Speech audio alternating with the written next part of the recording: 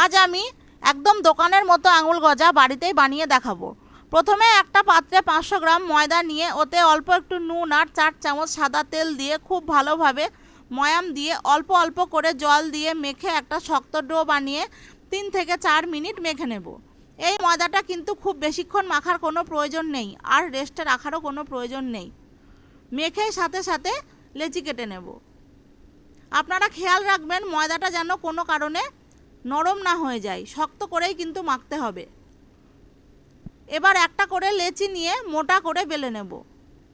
আমি কিন্তু বেলার জন্য কোনো ময়দা বা তেল ইউজ করিনি, আপনারা চাইলে ময়দা বা তেল দিয়েও বেলতে পারেন।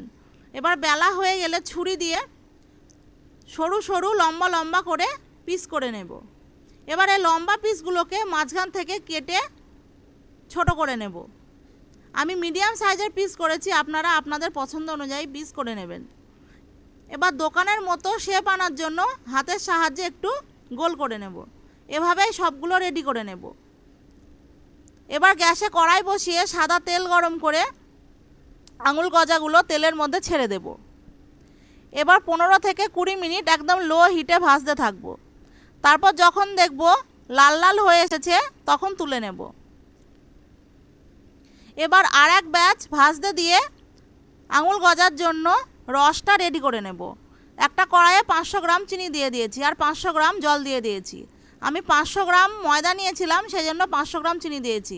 আপনারা যতটা ময়দা নেবেন ঠিক ততটাই চিনি দেবেন আর ততটাই জল দেবেন।